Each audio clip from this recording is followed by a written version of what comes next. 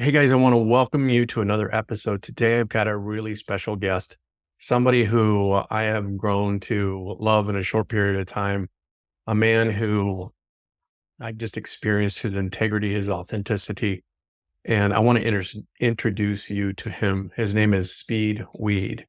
Besides having an awesome name, Speed is a Hollywood television writer and producer. He's written and worked on shows such as Law and Order SVU, Arrow, and most recently, The Summer I Turned Pretty, which I haven't seen that one yet. Yeah, I like say I worked on Summer Answered. So, just thanks for coming on here, and we're going to talk about um, life and some of the things that you're working on and doing that really don't even include the stuff that you're doing in Hollywood, but things that you're working on that are actually going much, much deeper than that. So I want to give you a chance to talk about that and give the guys that are tuning in this just to get a chance to know you and see your heart. So I appreciate you being here. Yeah, it's great to be here, Chuck. I love you, man. Yeah, I too. remember in the desert, I know. um, connecting with Shasta. Met in John Wineland's program and been friends since. And yeah, so when I was a young man in my high school and college days, I was like a passionate, embodied, romantic actor. I fucking Mm. memorized romantic poetry and traveled around the world and had like at least a self vision as like a swashbuckling, fully embodied human being. And then something happened in my 20s where I put that all away. And I kept a tether to creativity. I became a writer and I've been a writer my whole life, but I was very up in my head. And it's as if I lost all reference to myself from the neck down. And I built a good career. I worked in Hollywood. I worked on the shows that you were talking about and some others. And a little over 3 years ago, I had a real, I don't want to call it a breakdown. It was like a real moment of deep demoralization where I realized I couldn't keep living like this. And I found men's work. I found groups of men who, I should say, I found men's embodiment work, which Hmm. is its own special thing. There are men's groups where they sit around in Right. chairs and just talk to each other all day. That wouldn't have worked for me because it would have sent me further up in my head. And so the combination of being in brotherhood with other men, which I didn't have in my life, I was I was pretty lonely because my conception for 30 years of other men was that they were just competitive, uncreative, unavailable to their hearts, and if you really, really got down to it, selfish and mean. Mm. And in men's groups, I found that not to be the case at all. I was surrounded by guys like you, open hearted, spiritually minded, relaxed, Yeah. beautiful men with a lot to say about the world, with warmth and clarity and vision and trust and integrity. And so I got so hooked on it, went into training and took a really deep dive. And in addition to my Hollywood career, I now have a business offering men's work. In a weekly embodiment circle, and I coach guys, and I do a bunch of other things. Mhm. But I love it. It's changed my life. I'm never going back. And honestly, if uh, who's going to see this? If 10 years from now I'm done with Hollywood and I'm just working in this arena of embodiment and relational yoga, I think that that'll feel good to me. Yeah. Yeah. That sounds just like the experience I've heard from a lot of men in doing these kind of works, that there's just a similarity where we tend to be going after something in our lives, striving for something, whether it's success or freedom or whatever. And then there's that moment where we realize that there's something more, there's something missing. It sounds like you had that kind of experience for yourself. Was there anything specific that was going on, or just kind of a general sense of feeling empty? Yeah, it was a version that I've heard guys say so many times. In fact, almost every one of my coaching clients has some version of this line is, I was doing it all right. I was doing everything I was supposed to Mm. do. I climbed the ladder. I was nice to my wife. I am a good guy, uh, which often maps to nice guy, which is Yeah. something I know you know something about. And I'm miserable. I'm Mhm. not happy. Uh, I don't even sense that people like me very much, despite all my efforts. And I don't know how to do any better. I don't. And yeah, so I had that. We were talking before the call, you and I, about that notion of like a false top, like in Yeah. hiking. You are climbing the mountain and you're like, oh, yeah, I can see the light through the trees up there. I'm almost there. And you get there and it's a false top Mhm. because there's a whole other peak to go. So I reached a false top of like, I've gotten to what I thought was the top. I am not happy. I don't like the view from here. I need something else. Yeah. Yeah, I can really relate to that myself. And having that time in my life where I felt like I had built this house of cards, you know, and it just all fell apart. And when that happened, I always say that that was one of the most painful experiences, was probably also one of the most beneficial experiences I've ever had in my life, because it launched me into working on myself first, and finding out what I needed to do in my life to be able to change my circumstances, but also like finding this work with other men, and not just being and working with them, but also kind of leading them. Uh, that that's found a lot of gratification in that. And I know you've been leading a men's circle for, well, like the last since January, right? Hmm. How's that Yeah. experience been for you? Oh, I love it. It centers my week in a lot of ways. In some ways, it's like it's, uh, it's has a flavor in my life of being, uh, just a very like small little thing, right? Hmm. It's sometimes like 12 guys and it's 108 minutes. That's the title of it. And it's just this little moment in time, but I love it. I love scripting the practice. I love watching guys get into their bodies and share from the heart. And in some ways, I've really organized my week around it. And Oh yeah. uh, yeah, I enjoy it. And you've come a couple of times. Oh Would yeah. love I've to come a couple be times. there. And I can tell, like, you put a lot of effort into it, not just the thing itself, but like getting the message out to the guys that are on your list or on Instagram and stuff, that you put a lot of thought and creativity into the entire thing, that entire 108 minutes. So it's really high quality. Thank you. I appreciate that reflection. And you know what it does? It reminds me because most of the guys that I have on the circle, like you, have been in the work for a while, and there's a gratification in that, right? Like Yeah. I'm starting, and I get guys who know what they're doing, and they're like, "We really like your circle." The intention of it, though, is to be a low bar to entry for men who don't know whether they want men's work or not. It's $20. It's 108 minutes. There's no commitment. Drop in. The circle is there every single week. Even when Mhm. I can't be there, I bring in somebody more qualified than I am to teach it. And so it's like it's it's a reminder because, last week we had 2 guys who'd never done this stuff before Yeah. on the circle, and it reminds me of that moment of transformation that I never wanna forget, is I heard you use the phrase, and I know this to be true of you, "working on yourself." Hmm. What I was doing before was contorting myself, like twisting myself into pretzels to be Yeah. what I thought Hollywood needed to be, or my wife needed me to be, or the opposite of what my parents wanted me to be, right? Like some version of that that was always externally referenced and referenced to people who wanted something from me. Mhm. And what we do in men's work is the opposite of both of those. It's internally referenced. What am I feeling in here?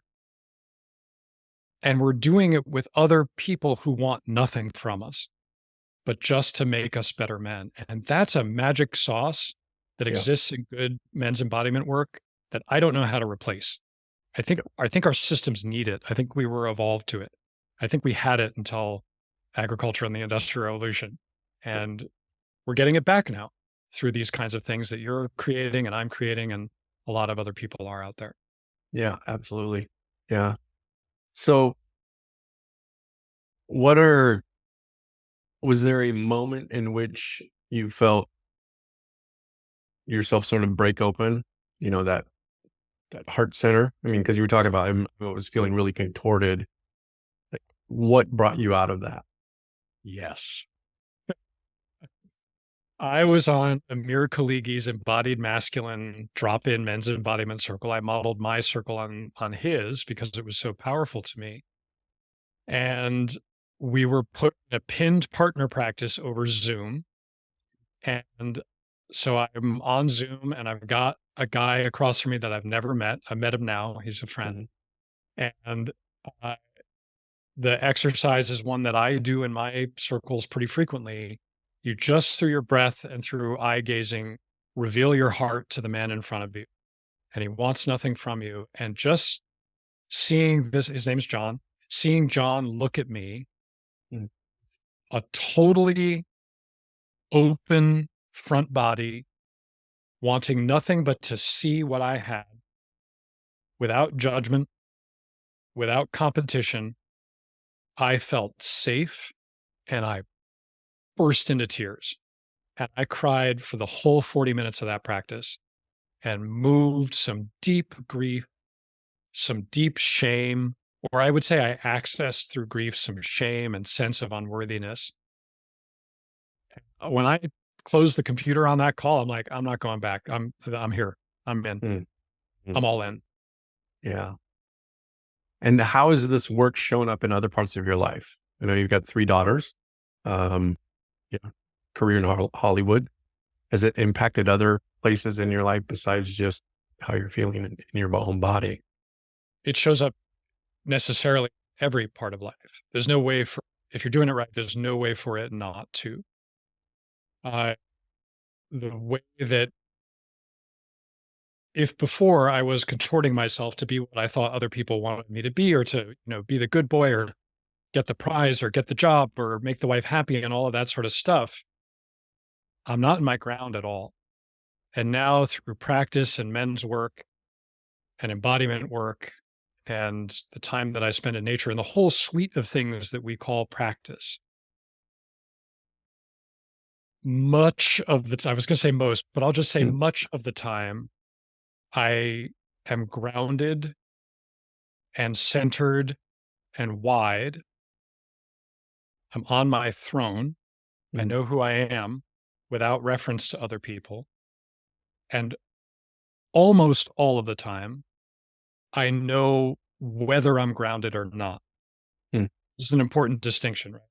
Before, I was not grounded and I didn't know I wasn't grounded. Now I'm mostly grounded. If I'm not, I'm aware I'm not grounded. Mhm. Yeah, I think it's a great way to describe it. And I know how to get back to it. Yeah, Sorry, go ahead. I want to I hear was what you just, were saying. no, I was just going to say, I think that for me, one of the biggest practices besides sort of like opening my heart was also grounding myself and just kind of like getting solid just in my presence, just in the way that I sit, just to be in almost a continuous practice or consciousness of it, the awareness of I'm here present in this moment. And I love what you said about like, and I think a lot of us creative guys were this way where we're up here in our head and we're thinking about all of the possibilities and the what ifs and the could be's and the creating, all this different stuff. And we fail to just be in the moment, like That's right. just sort of like sucking the juices of the moment because, and I don't know how many times I've done this and I think maybe you can relate, but like I've been on vacations before where I'm supposed to be, relaxing and I'm so in my head that I miss like the beauty and the relaxation that actually happens during that time. So I don't know if that's something you deal with, but It's the story of my life prior to this work, going back to when I was about 23 or 24. Prior to that, I was quite in a youthful way, very present.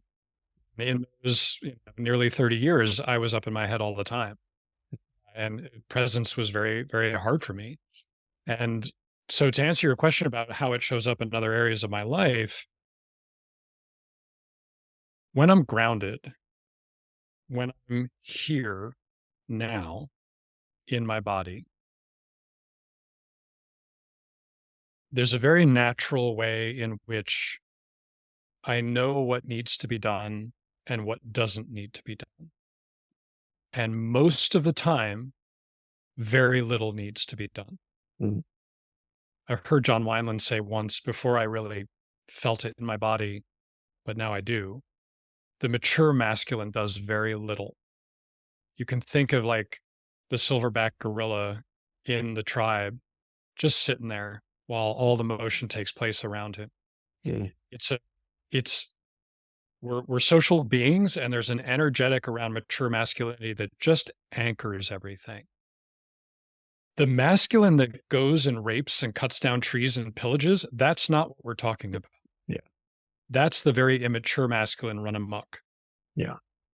And so to answer your question, prior to this work, I was always trying to fix things from my head. And it Mm. brought up an anxiety in other people, in my wife, my ex, my Mhm. children, and anybody that I worked with. And now it's as though the grounded stillness that I bring much of the time is like a bowl that people rest in. My kids feel safe with me. My relationship with them is radically different than it was. And I don't do much other than be present with them. And what they get from that, I have triplet 12-year-old girls. What they get from that is we're safe. My father doesn't think there's anything to fix. We're Yeah. safe. If you're constantly transmitting to children busyness, they will hear something's wrong. I don't feel safe. My experience is that this work has allowed me to embody what feels more like a true nature of grounded stillness that allows other people a permission to be who they are as they are without trying to change anything. I love that. That is just spot on. Um, Mm. I love that idea of like very little needs to be done and to just be able to kind of like sit in the presence of what's happening in the here and now. Like, I don't know, when hearing you say that brought a lot of like, it was kind of a shift that I felt. Even it was like, oh yeah, I want more of that in my life. I want more of that ability to just kind of sit. Because when you're anxious and we're thinking and you're problem solving and you're trying to, make sure this is taken care of and that's going on, it brings up all of this anxiety inside of you. And to just kind of realize like, you can just sit and be present with this and feel it. I don't have to And do other anything. people. And And other in other people. people. Yeah. Yeah. If I may, I'd like to geek Yeah. out a little more on Yeah. that because I love Please. this stuff. I love you. Yeah, me too. That's why we're here. That's what One we're doing. is one is for your viewers, very little needs to be done does not mean pick up the remote and watch the TV and ignore people. Mhm. Yes. Presence, as Chuck, as you were saying, is required. Actually being here. And this for me is a heart-centered practice. It's really feeling from the heart out to the people in the room. And the other thing I wanted to say is that this has really shown up for me in a beautiful way in relationship. Uh, if I can be really open hearted and still in relationship, and I'm in a romantic relationship, the phrase I like to use is open heart, no demand. Mm.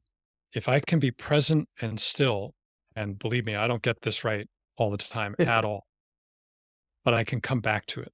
Yeah. And when I do, there's, as with my kids, there's just permission and a safety that allows openness and radiance Mhm. and polarity and all sorts of beautiful things that I never thought possible before. Oh, yeah, I agree. I agree. Yeah. So what's it like having three triplets? I guess not three triplets, three girls that are triplets that are 12. Don't scare me there. I don't have kids. um, the, I feel so lucky, Chuck, Oh, bet. especially because given how I was they were 9 when I found this Hmm. work, 8 when I found this work. They're 12 now. Uh, If I had had a boy, I would have been much more anxious. I would have been trying to fix him. I would have like telegraphed to him, like uh, projecting all my shit onto him. And I Yeah. did that with my girls, but much less. Hmm. And there is a certain surrender that I experienced right from the beginning of like, I'm having kids the way nobody else I know is having kids. I don't know what the fuck I'm doing. And that forced humility definitely uh, um, helped out. And now that I'm a single dad with 3 kids half the time, I love that I really just get to be the space holder. Yeah. They play with each other. They're the same age. They're all on the volleyball team. Um, and they're each their own child, even though 2 are genetically identical and 1 is not. And uh, they are really good. I will say they are the most responsive, best mirrors to my internal system that they're the canary in the coal mine is not quite the right metaphor, but Yeah. they show me my depth or my level of depth sometimes faster than I can see it.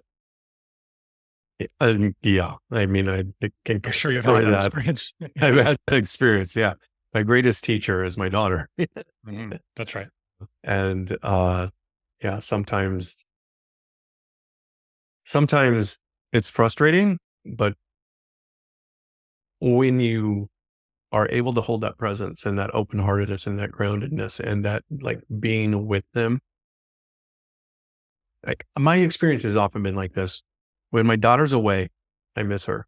And then when she's here, I don't take advantage of that. I'm oftentimes like in my head, like you were talking about, and instead of being in that present moment with her. So it's something I'm really working on in my own work of being more present with just everything that's going on around me, and especially when I'm with her, or especially when I'm with my wife. And I don't do it perfectly either.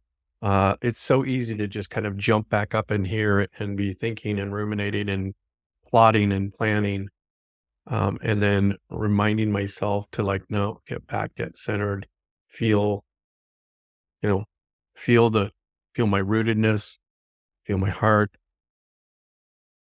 feel my breath, feel the presence, be in this moment. And I felt that on you in person.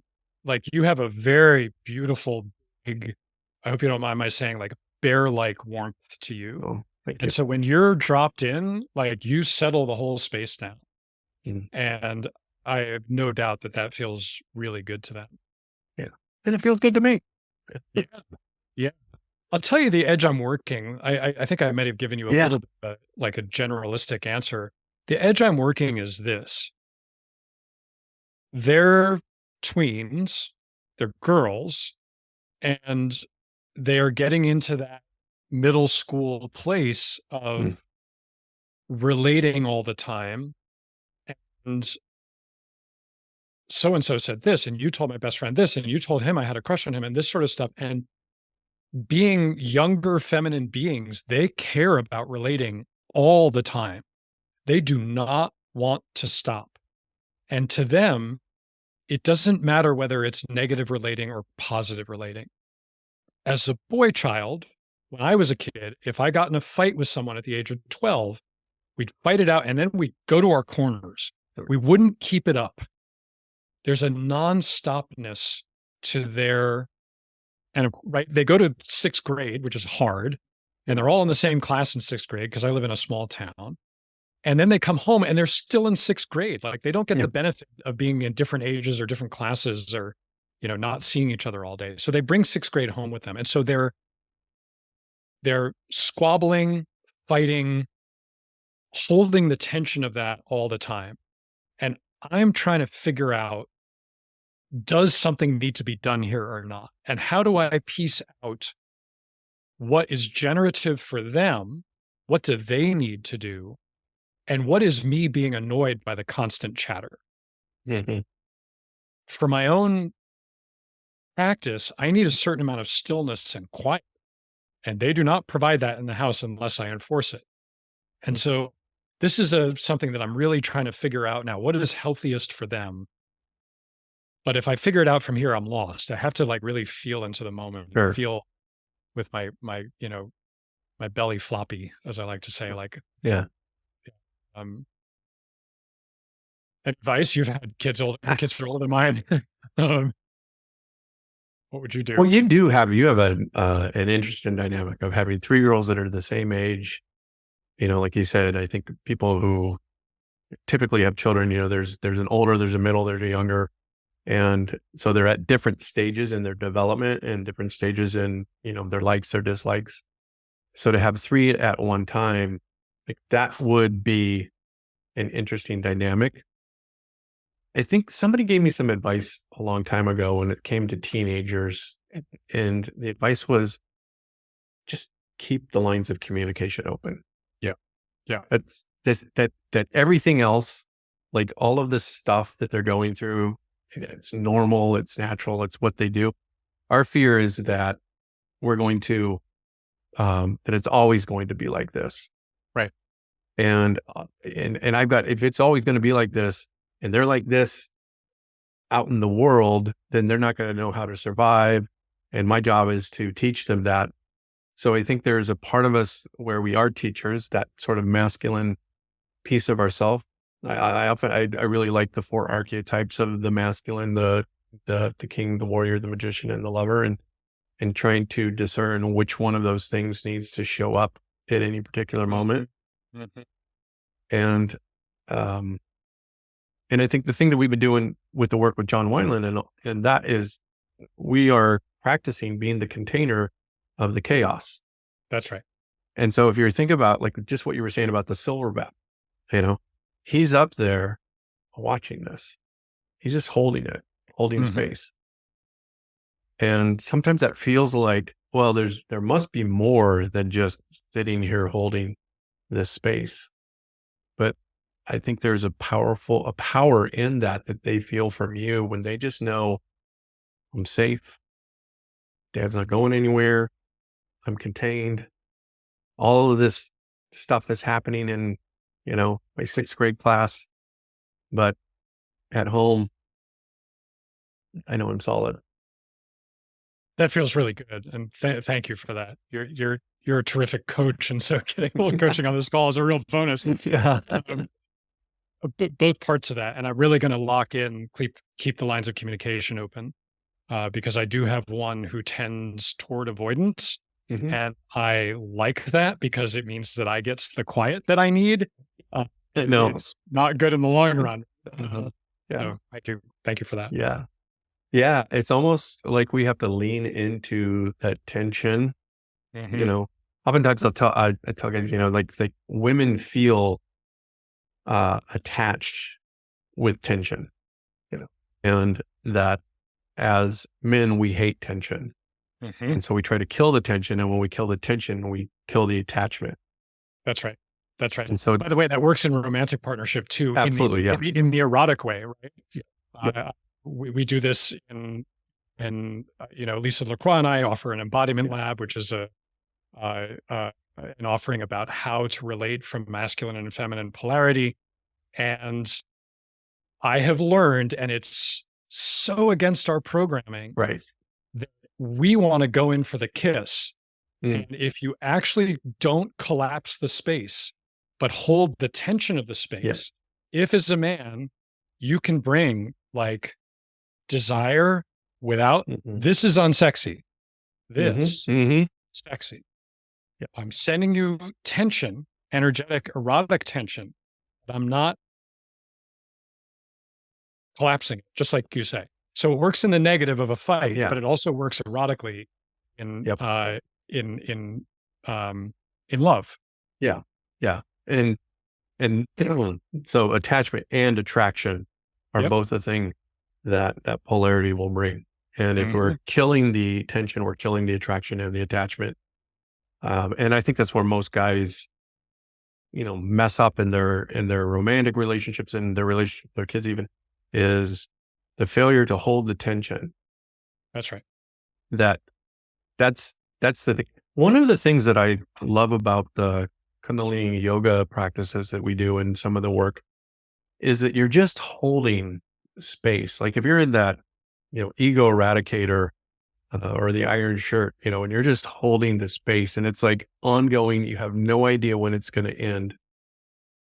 And there's all of this tension building up inside of you, inside of your body, and you're trying to relax into it. You're trying to not let that, let the tension just be part of a flow. Like that is great practice for those times when you're in that tension, whether it's, in a conflict situation with a romantic partner or your kids or whatever, that practice of just holding space comes from, I think that, those moments where we're sitting, you know, quivering because our arms have been held out here for 15 minutes and trying to stay present and try to breathe through it. It's it's great practice because that's the same thing I think we have to bring in those situations with us. I personally don't know any way to do it. Yeah. Prior to doing this work, I read a lot of books and I went to a lot of talk therapy and I did a lot of, Mm. sitting meditation, all of which are good, Mhm. but they did nothing to get me in my body and to increase my nervous system capacity, which is what you're talking about. And it's remarkable. Yeah. Practice, practice. Practice, practice. Yeah. No, I Yeah. think and that is that nervous system of even like getting out of my head and into my body. As I tell guys all the time, it's like you got it out of your head and into your body. What do you feel? What do you smell? What do using your senses as a way to connect with the present moment. That's for me one of the most powerful things that I can do is just center myself. Okay, here we go. Now it's the next thing. I'm transitioning from my work day to being with my wife or, hanging out with her. I've got to bring my presence. I got to bring my open heartedness to her. I think the other thing that can tend to happen is, when you're a coach or a therapist and you're holding space for people all day long, that when you come out of that, the last thing you want to do is hold space for somebody Sure. else. And I want to add two things to the thing you were saying, if I might. yeah. Because there may be guys listening to this who may need to hear this. I'm not sure. Mm. One is, hang on, I lost the second one. Maybe it wasn't meant to be. One is, and this is the one that I wanted to make sure I said, is I had a talk therapist focus in on this idea of what are you feeling? He could tell that I wasn't feeling, but he himself couldn't teach me how to feel.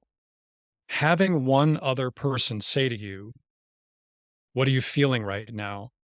Didn't work for me. I may be on the remedial end of the spectrum. He even had me write an index card and carry it around in my pocket that said, what are you feeling? And it didn't do any good. I needed other men in men's work to model it for me. And then I got it. It Mm. happened fairly quickly, but I couldn't do it on my own. Mhm. And so if you have a sense that you are lost in your head and you don't know how to get down in your body, you're not broken, but you may need the extra help of really coming to men's embodiment work with other guys. And I can't remember Totally. what the second thing was, but Okay. yeah. It reminds me of a teaching that I often take because I think men especially, what are you feeling? And of course, when you're in a romantic relationship, what she says to you all the time, well, what are you feeling right now? I want to know what you're feeling because women relate on that emotional level. I think for guys, what happens is it's not that we don't feel, it's that we feel so much. So you can be feeling um, lonely, scared, angry, purposeless, bored, uh, atrophy, all at the same time. and it becomes this cocktail of feeling. And often that cocktail kind of like, when you mix a bunch of colors together and it all comes out in like this muddy color. It's the same thing when we have these emotions. It's, I've got 4 or 5 different emotions. It's like 4 or 5 people trying to get through a turnstile at the same time, and we get stuck. So when I say, well, what am I feeling? I don't know what I'm feeling. I just know that I'm That's feeling right. this blah, right? And Yep. that's what I think the embodiment work does, is it helps kind of like separate all of those pieces out so that you're like, oh, okay, this is what anger feels like. This is what sadness feels like. This is what joy feels like. And that's what I'm loving about the embodiment work, is it gets you, like you said, out of your head and really feeling these things in your body. And then when you feel these things in your body, then you're more able to release them, let go of them, which then opens you up to more wisdom and knowledge to be able to know how to navigate in the situation. And so I could totally relate to that, your situation with the therapist, asking you, what do you feel? And not knowing that, because that's the same way. I remember going, when I started doing my own therapy work years ago, was the same thing. Like my therapist was always like, well, so what do you feel right now? What do you feel right now? And I'm like, can't tell you. Well, and you're probably this way too as a creative. In my case, I'm so good at having a very fast, good sounding answer Hmm. that when I was asked, "What am I feeling?" I really love your observation about like the complexity and the turnstile, and so therefore there's no access. Yeah. So I would just stick up in my head and give an answer that would make some sort of sense, Hmm. and again contorting to what I think the other person will sort of get me off the hook here. Right. I remember the other thing I wanted to say that Okay, great. is related to this is that living with those kinds of feelings that are unprocessed and unembodied or disconnected from the body, at least in our sense of awareness, I found intolerable. And so I turned to things like porn, Mhm. alcohol, and doom scrolling the internet, all of which are ways of escaping those feelings, all of which are ways of just putting some distance between them so that I don't have to feel them. It's not that I don't want to feel them, it's that I don't know how to. So therefore, right? Like the accusation of my ex was, you don't want to feel. I'm like, no, I don't know how. Yeah. And it's painful. Not that we ever had that like enlightened a conversation, but it's in that territory. And what I wanted to say was everything is a practice. Whatever you do on a daily basis, that's your practice. That's what you're training to do. If you play violin every day, you will get good at violin. If you train at watching porn and avoiding your feelings, you will get good at watching Yeah. porn and avoiding your feelings. If you train at feeling into your heart, you will feel into your heart. And so I remember how in that practice that I told you about with John over Zoom, like I really felt my heart for the first time as a physical Yeah. presence in my body. Or again, I want to say for the first time Yeah. since I was 22. Right. And now, 3 years later, I can feel about I can feel my heart in about 8 different subdivisions. I can feel the front, I can feel the back, I can feel the top, I can feel the bottom, I can feel the top right sometimes, right? There's nuance there Mm. that that moves over time, and all of that is a result of practice. Yeah. Yeah. Yeah. Just as you were saying that, I was just kind of imagining you, this guy who, his wife and therapist, and everybody's like, what do you feel? What do you feel? And it's like, I don't know. And then just in that moment of holding space with another man, and that eye contact, and just feeling it just kind of burst open, that had to be like just scary, crazy, wonderful, all those things at one time. Yeah, it was beautiful. Mhm. So what are you working on right now? I have so much on my plate right now, and it's all really exciting. Though I texted my girlfriend that I feel like I'm a guy on a tennis court facing 12 ball machines that are throwing balls at me all at the same Mhm. time. But look, I'm very, very lucky. I am a Hollywood TV writer, and I have 2 projects in development there, including a Liam Neeson show at Netflix and another show at Peacock, and I'm very excited about Cool. what will happen with them over the next little while. Nobody knows. Like, they could become series, they could become hits, they could die. This is Mhm. the life of a Hollywood writer. Yeah. Uh, and really, I've built a pretty good business over the last year, running 108 minutes on the weekends and coaching guys privately. I am reducing the amount of men that I coach right now just to leave room for the Hollywood thing. Sure. Right now, I've just got one spot left open at the moment, and I'm also developing what I'm really excited about is developing uh, a a sort of a writing container for people in the space of the work that we are in, be it spirituality, consciousness, embodiment, yoga, etc. And this is for men and women. I recently had somebody tell me that the design on my website and the design in my email put blasts and stuff like that and Instagram is terrible. And the truth is, I'm a highly linguistic guy. I'm not a Mm. highly visual guy. Mm. And so I'm aware that my writing about this stuff is good, but my visuals are terrible. And so I'm going to hire somebody to help me with my visuals. And I'm in the process of doing that. And it's my experience looking out there in the world that certain people like David Data are phenomenal on the page at describing this stuff. Their transmissions come through Mm. crystal clear. Robert Glover, another one, Mm. incredibly good. However, there are a lot of people in this space who are beautiful at talking, but when they uh, sit down to write, something comes over them where they suddenly get stiff or stilted or weird in the way that they talk on the page. Mm. So I'm looking at people who have newsletters or are working toward a book, or are constantly posting on Instagram, not just a video, but something that they want people to read. Mhm. And if they're interested in really making sure that they're coming across the way they think they're coming across, I can help them with that. I've been doing this for a long time. So Yeah. Yeah. in TV, we write other voices all the time. So Right. I'm not telling people how they should write. I'm telling people, here's how to clarify your voice. Gotcha. Great. Great. So how would people find you? I have a website, which is terribly designed, apparently, called workingdeep.com.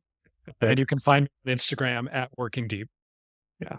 Great. And I'll put a link down in the description so guys uh can find you and that. And have you worked out any details on the writing thing? Because I know you sort of announced that this morning on Instagram, and I was like, hell yeah, that's what I wanted. I want in.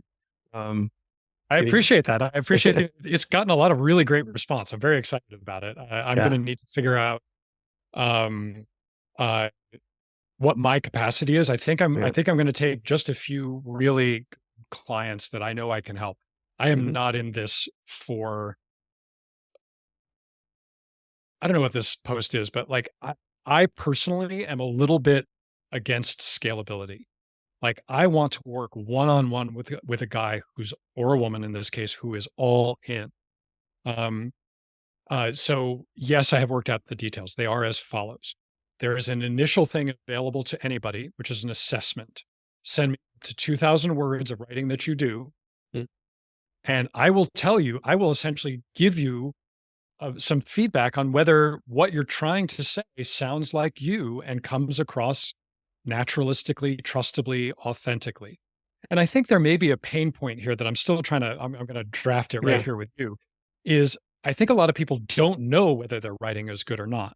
So the yes, value added in this assessment is yes, you're good, or no, you're not. You need some work, some really trustable truth, right? Like, I have a clear vision on whether writing is communicating what it says it is or not. And I don't sense that many people do. And I have the experience of people in this field who I know to be great practitioners mhm, whose writing does not sound like them and diminishes authenticity and trustability and impact. And then so the second step is at the end of the assessment, I'm either like, you're good, don't worry about it, or come into a 4-session boot camp. And boot camp suggests a group thing, but I mean it one-on-one. But I mean like really intense. Like I'm going to take you through your paces on your writing and make you do some exercises and give you some assignments and give you like alternate ways to say things. And the result is I'm going to give you a toolkit bespoke to you that counteracts your habits that make you untrustable. So that when you start to see them in your writing, you will replace them with something Speed says sounds more like you. And you end up with something that should serve you well into the future to be able to write in a reliable way. I want to say this is the opposite of what AI will do for you. AI is trained on a multitude of voices. Yep. If you want to sound like a multitude of voices, go have AI write for you. If you want to sound like you, come to me. Yeah, I like that. I like that a lot. And I think that that is probably, here's the thing. I told you I'm working on a book right now, and it's I like kind your of in idea. the finishing Can't wait to stages. read it. But and as a creative, as a writer, sometimes you get so close to things that it's Sure. like, I don't even know if this makes sense to anybody. But at the end of the day, what I want, and I think probably what everybody wants, is I just want it to be honest. Right. And you can't get that with AI. You can't get that honesty with it. And so I love that you're doing that and that you're helping guys and women as well. In this offering, yes, whoever is working in this space because these truths are hard to communicate, actually. Right. What we do is hard to put into words. It's why I think Kendrick Kunoff is another beautiful example of a great writer. They're hard to put into words, and we tend to get stilted when we get on the page in language, right? Like here in this conversation, you're beautifully articulate. And I can imagine you're probably a pretty good writer too. But I've seen people who are not, even though this conversation is good. Yeah. All right. Well, we're coming up on time. Before we go, any Hollywood stories that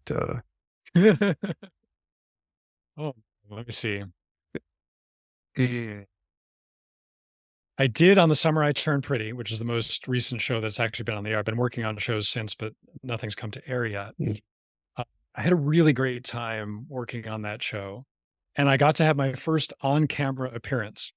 And the reason is this: the show, for those who haven't seen it, if Chuck Chapman's audience is like middle-aged guys, or audience for The Summer I Turned Pretty, which is very female skewing, and teens and moms watch it. But it's about an Asian American family who spends the summer in like a Cape Cod-y kind of place. And there's a scene in which the son gets in on this high-end poker game. And he thinks that in the first scene, that he's like one of the guys. And then in the second scene, these sort of like, Brahmin New England white guys start making subtle, like anti-Asian jokes. And a well-meaning background or extras director had cast a diverse group of poker players for the scene. And they're the speaking parts who were cast, who were both white guys, but there are supposed to be other people at the table. And I'm on set with my boss, who's Jenny Han, the woman who wrote the books and the show. And she's pulling out her hair because she's like, this scene doesn't work unless Steven, the character, is the only non-white guy in the room. And she's literally like pulling out her hair, and she's, what do I do? What do I do? And like her eyes like swing to me, and she goes, you go in. I'm like, okay, I'm on camera. The first time I got to act since I was in college. Which episode is that? It's the 5th episode of the first season. The scene took 3 hours to shoot. 1 second of airtime. I'm deeply proud. That's great. To be the racist poker dealer in a show that I helped write. That's awesome. That's awesome. Yeah. Funny. I was, doing some research for this, interview with you, and I was looking up, your name, Speedweed, and Law and Order and that kind of thing. There's somebody, I don't know if you've seen this. Maybe you have. I don't know if you've ever Googled yourself, but somebody has a tattoo that says, co-produced Speed of Weed. It's like like a real, yeah. Yeah, there's a line of hats and Yeah. Yeah. so when you come up in the business, you start as a staff writer and a story editor, executive story editor. Writers run TV, and we have this like whole ranking system. Mm. Your first couple of years, you're in the end credits, and when you Mm. graduate to co-producer, that's the lowest level writer who gets a front credit. You get credited at the beginning of the show. Nobody reads the end credits, so nobody Yeah. paid attention. And I was on Law and Order SVU when I became a co-producer, and on the same sequence of credits that included Dick Wolf Yeah. and Speed Weed, Yeah. people went crazy. Like I was an internet meme for a long time there. Just Yeah. and you can buy baseball caps Yeah. that say co-producer Speed Weed. I'm a much higher level now. I'm an executive producer or a co-executive producer. But yeah, Speed is a nickname my parents gave me the day I was born. Always used it. I grew up in New York where weed is not really a word for pot. That's much more a California West Coast thing. Yeah. So the drug associations of my name, I had to tell my parents about them when I found out in high school. And then, No. I will say it's been a good name to have. It's a little bit of a touchstone of open-mindedness. Mm. When I meet people and they're like, wow, that's a cool name. I'm like, oh, you're an open-minded person. That's cool. But every now and then I'll meet a person who's like, really? Your parents named you that? I'm like, wow, you just told me something about you. Exactly. Oh, well, thanks so much, Speed, for being available and just sharing with your open heart. And I love our conversations. And so you guys that are watching this right now, I'm going to put links in the description where you can get a hold of Speed, and his website and his embodiment practices. If you don't have an embodiment practice, or if you don't even know what that means and you want to find out, I would highly recommend checking out the 108 minutes embodiment thing. Like Speed said, I've done it a few times. I wish you could do it more Saturday mornings for me. Sometimes filled with some other commitments that I have. But when I'm able to go, I always enjoy it. In fact, this last time I moved some things around because I was just feeling this heaviness. And it's like, and then your invitation came out. It's like, oh, I'm moving my Saturday so that I can go to that because I just needed that. So, all right. That's what I got for today. Thank you so much, Chuck. Speed. We'll see you. Thanks. All right. Bye, brother.